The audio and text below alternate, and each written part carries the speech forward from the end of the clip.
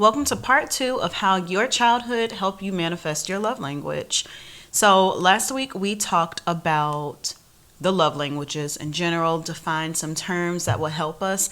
If you haven't listened to part 1, please go back and listen to part 1 before you come and listen to this one. This week we're going to talk about what exactly your parents did that helped you develop that love language, and talk about your attachment style and how that also relates to your relationships now. So keep listening and welcome. If you are new here, my name is Quenisha and I am your host for Be a Better Baddie. This podcast is going to be the ultimate guide to help you, of course, be a better baddie. As your host, I am also your cheerleader, your coach, your teacher, and your fellow baddie. Every single episode is dedicated to helping women navigate the ups and downs of life while being a self-aware baddie. At the end of each episode, I'll leave you with a few questions to help you process the information you just received. Let's jump into it. So, I hope you know your love language now. I hope you know I'm going to keep going. I hope you know your partner's love language, your family, your friends. I hope that you guys have had time to discuss that. So let's just talk about how exactly you even develop that, because the way you act in a relationship or the way you want to receive love is a direct reflection of how you were raised by your parents. So here are the 6 main factors that affect your love language. 1, the amount and the type of attention our parent gave us. 2, the amount of freedom our parents allowed us to have. 3, the amount or type of praise and approval our parents gave us. 4, our parents' consistency and dependability. 4, definitely already said 4. 5, our parents' attitude towards expressing emotions. And 6, experiencing a traumatic event, especially by the hands of your own parent. So if you can just sit back and think on your childhood and what happened in the way your parents acted towards you, then it should completely align. So when I think about this, I will say definitely one that stood out to me is my parents' consistency and dependability. I could always depend on a gift. And this is me thinking in terms of love language. There was literally never a Christmas that I knew I wouldn't receive a bunch of gifts. That was consistent. And even so, my mom loved to watch me open gifts. She loved me being surprised. She loved my reaction. And that's how she showed me she loved me. She always made sure she got me what I wanted and more, and she was happy when I received it. So that's a direct reflection of that. So make sure you think back on that. Go replay this part if you need to. And yeah. So let's jump into attachment styles now. Remember, love language and attachment styles are 2 separate things. Love language is the way you express and experience love from your partner. So again, physical touch, gift giving. Whereas your attachment style explains the way you respond and react to your partner's actions. This again has a lot to do with your childhood. So I took an attachment style quiz and I'm scared. I'm scared to tell y'all, but I'm going to tell y'all. I'm going to tell y'all at the end. I'm going to explain all of them first. Okay, so we have first, and these are different than what I've heard before. So these are very interesting because usually I know avoidant and something else, those terms if you're familiar. But I think that these are more so aligned with relationships because the website they came from are mainly centered around relationships. So I'm learning something new. Okay, so first one is the pleaser, and these are your attachment styles, how you behave in a relationship. So the pleaser. Typically, the pleaser grew up in a household with parents who were very critical and protective. Pleasers were seen as the good kid, and they did everything they could to avoid getting in trouble because They wanted to please their parents, of course, right? Pleasers often have a hard time saying no. They have no personal boundaries. They put other people's needs before theirs. And yeah, so when a pleaser is in a relationship, it's important to be honest with your partner. So if you are a pleaser, when you take this quiz, but if you are a pleaser, it's important for you to be honest with your partner about your needs and wants. Stand up for yourself too, and do what you believe is right rather than what you're told. And I know some people in my life who are pleasers. And then on the other side, if you're dating a pleaser, it's important to encourage them to have their own opinions and to put their own needs and wants first. Okay, so that's the first one. The second is the victim. So the victim grew up in a chaotic home with one or both of their parents being violent. Victims found the best way to deal with this was to keep to themselves, hide from their parents, and do anything to basically stay under the radar. When victims grow up, they typically have anxiety, depression, low self-esteem, and essentially a hard time voicing their own opinions. Victims are also prone to falling into addiction to deal with their problems. So in a relationship, victims have to learn how to stand up for themselves and not let their partners take advantage of their willingness to comply. And if you're dating a victim, let them help create a safe space for them.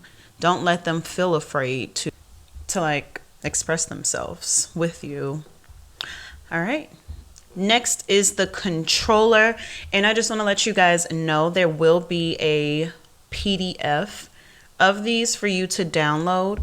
You just follow the link in the show notes and it'll take you to this PDF. So next is the controller. So the controller grew up in a household where they did not receive any attention or sense of protection.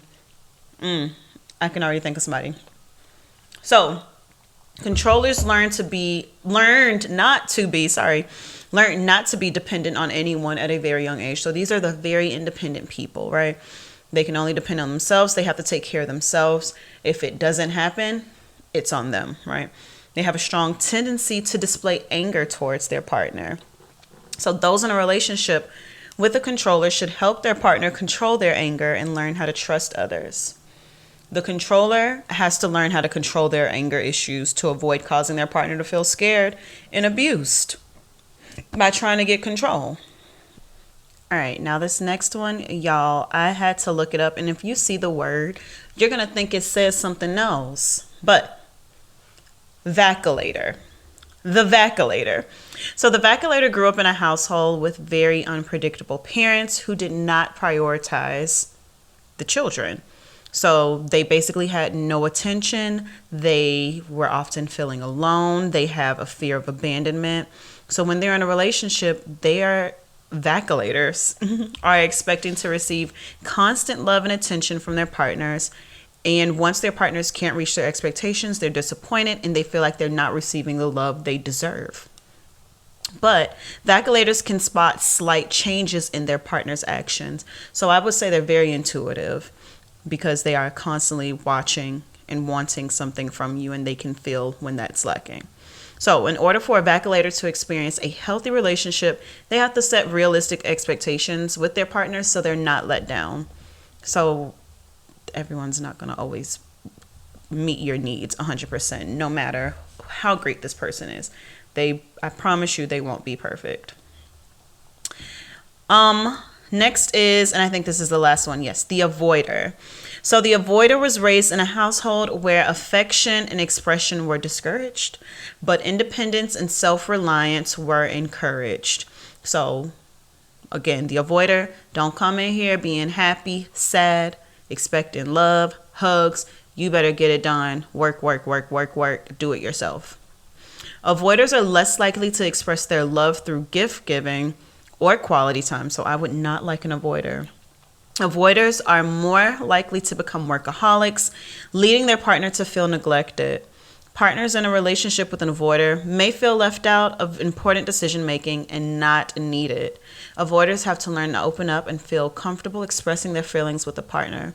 So an avoider is extremely self-reliant. They're just like, yo, I'm here to work, live, breathe, eat, poop.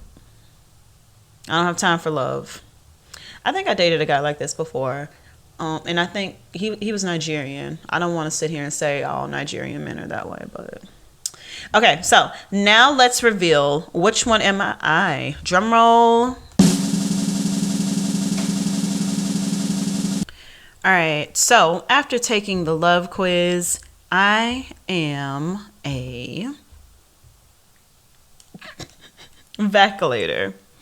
I answered yes to 8 of the possible 15 Vaculator statements. So, let me read about my Vaculator. Okay, so you know what, actually? And this is very interesting. I got 8 for Vaculator and 8 for Controller, 1 for Victim, 7 for Avoider, 6 for Pleaser.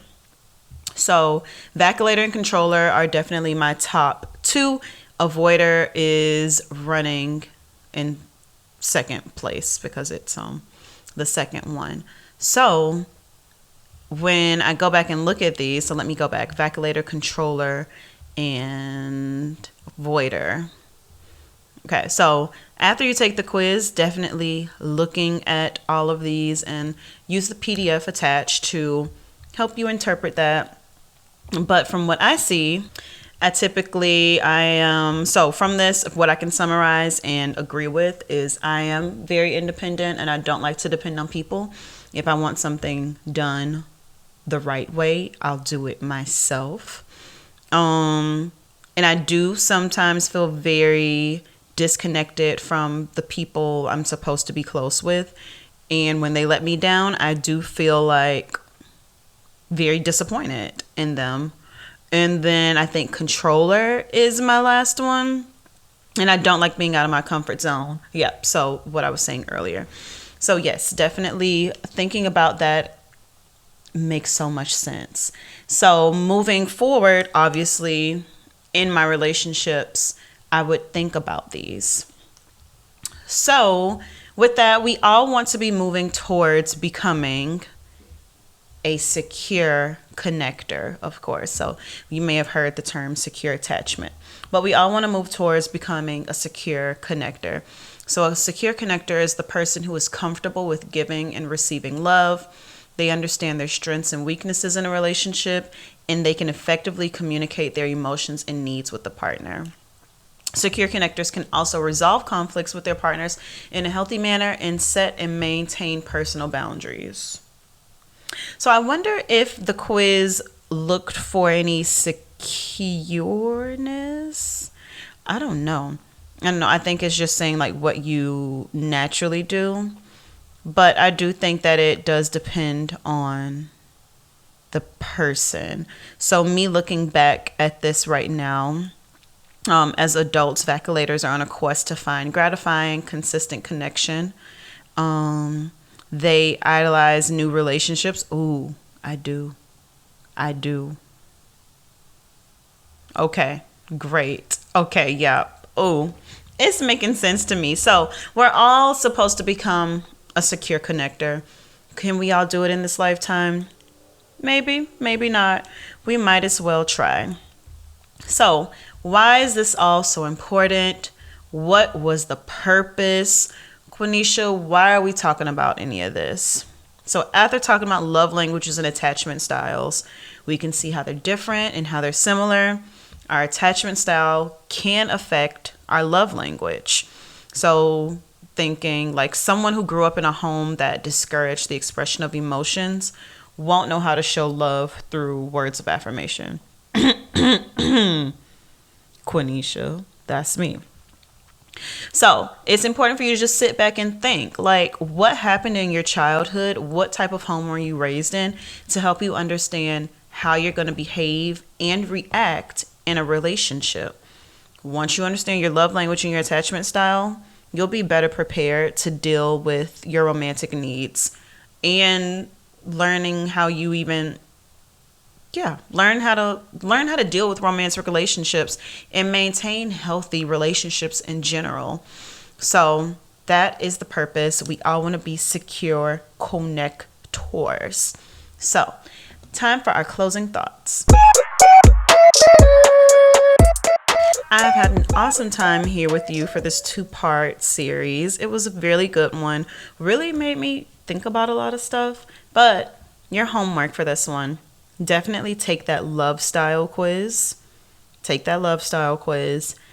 And then your journal prompt is going to be for you to just reflect on your childhood. What do you think happened in your childhood that made these things true? Get to the root of it. Be a self-aware baddie. Because when you're self-aware, you're a better baddie. And I am signing out for this week, and I will see you on the next one.